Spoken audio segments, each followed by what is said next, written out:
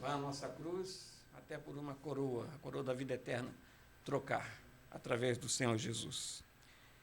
E o que é Páscoa? A gente fala muito de Páscoa, nós vemos a televisão falando muito de Páscoa, e a gente acaba comemorando, às vezes, o que a gente não sabe o que é.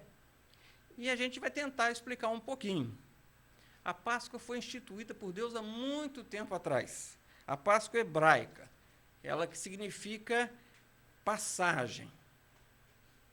Ela foi instituída por Deus como um memorial por ele feito na ocasião que ele livrou da morte todos os primogênitos. Primogênito é o primeiro filho, o filho mais velho.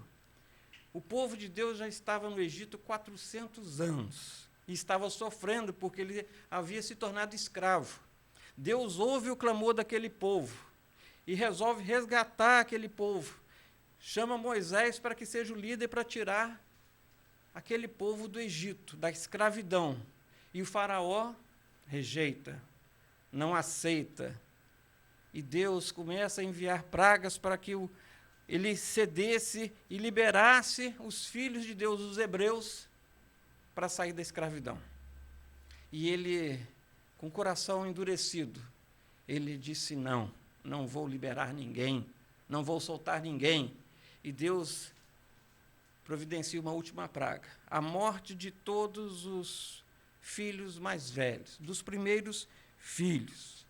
E ele providencia a salvação de todos aqueles que pegarem um cordeiro perfeito, matarem aquele cordeiro, pegarem o sangue daquele cordeiro e passar nos umbrais da porta, nos portais, sabe, no travessão, nas laterais, estariam protegidos. Quando a morte veio naquela noite sobre o Egito, e veio sobre o povo hebreu e também sobre o povo do Egito, os primogênitos, os filhos mais velhos do povo hebreu, aonde existia aquela marca do sangue do cordeiro, nas portas, eles foram protegidos. Não foi feito de qualquer maneira, o cordeiro foi previamente escolhido. Se tratava de uma última praga para que o povo de Deus fosse liberado daquela escravidão. E a gente observa o cuidado que Deus teve naquela ocasião, recomendando tudo o que deveria ser feito. A escolha daquele cordeiro, o jeito de comer, a aplicação do sangue na porta de cada casa, para que a morte não chegasse ali. E diz o texto sagrado que todos os primeiros filhos, todos os filhos mais velhos foram mortos, menos os daquelas casas que tinham a marca do sangue do cordeiro. E a gente fica pensando o seguinte: o que eu tenho a ver com o povo hebreu, tão distante no tempo e geograficamente? Eu não sou judeu, eu não sou hebreu. Quando Jesus veio a esse mundo, João Batista olha para ele e diz o seguinte, lá em João, no capítulo 1, versículo 29, olhe um cordeiro de Deus que tira o pecado do mundo. João Batista reconheceu, ele sabia que Jesus, o Filho de Deus, era aquele cordeiro que iria doar o seu sangue, que iria dar o seu sangue para a libertação do ser humano. Agora é necessário dizer que Jesus não era um coitado, Jesus não era uma vítima. Sabe, tem gente que fala assim, coitado, era um santo, mas morreu, prenderam ele injustamente. Não, isso aconteceu porque ele deixou, isso aconteceu porque era o propósito do coração dele, isso aconteceu porque ele quis. Lá em João, no capítulo 10, versículo 18, diz o texto o seguinte: ninguém atira de mim, Jesus falando sobre a vida dele, ninguém atira de mim, pelo contrário, eu espontaneamente a dou, eu tenho autoridade para entregar e também para reavê-la. Este mandato recebi de meu Pai. Jesus veio ao mundo para morrer por mim e por você. Sabe, não foi o acaso, não foi uma tramóia, uma armação que fizeram e simplesmente mataram Jesus. Não mataram Jesus, ele deu a vida dele como Cordeiro de Deus por mim e por você.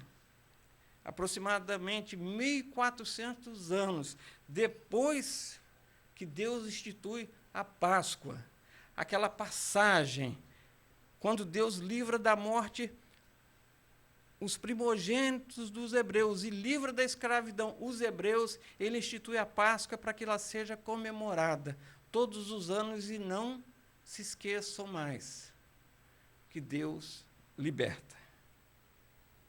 Naqueles dias, Jesus, um judeu, estava comemorando a Páscoa. Ele estava cumprindo as ordenanças de seu pai. Ele, como judeu, estava comemorando a Páscoa instituída pelo seu próprio pai. E aí acontece o que nós conhecemos como a Páscoa cristã, onde o Cordeiro de Deus ele é crucificado, ele é sacrificado e derramou o seu sangue em favor de muitos, para o perdão dos pecados. Está lembrado? Não podia ser qualquer cordeiro, tinha que ser um cordeiro perfeito. O cordeiro tinha que ser morto, e depois de morto, o sangue tinha que ser aplicado nos portais da casa, no umbral, no travessão das casas dos hebreus. E agora, mais ou menos 1.400 anos depois, o Cordeiro perfeito que é Jesus, sem pecado, sem mancha, sem mácula, ele precisava ser morto. Ele precisava ter seu sangue aplicado na vida do ser humano.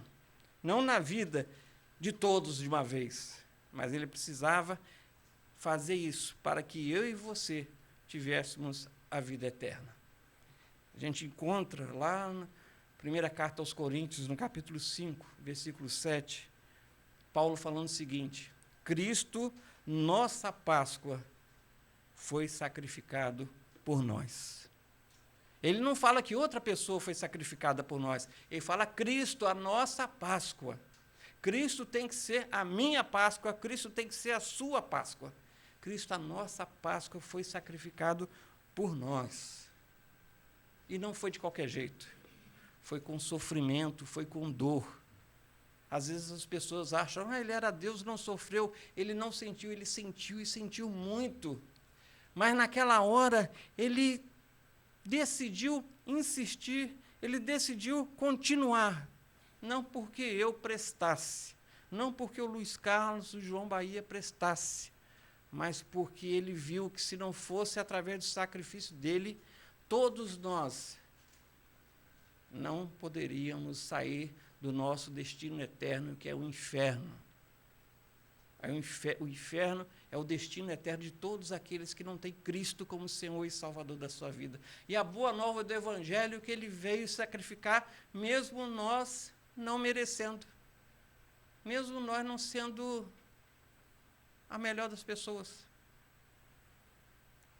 Carta do apóstolo Pedro, sua primeira carta, no capítulo 1, versículo 18 a 20, diz o seguinte: sabendo que não foi mediante a coisas corruptíveis como prata e ouro que fostes resgatados do vosso fútil procedimento que vossos pais vos legaram.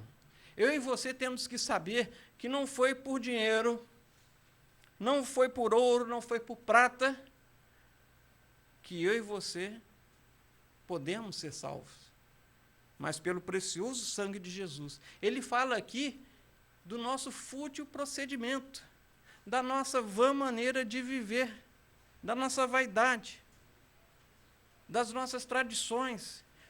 Ele está falando, em outras palavras aqui, que tradição, religião não vai levar ninguém a lugar algum. Ele fala o seguinte: o fútil procedimento que vossos pais vos legaram.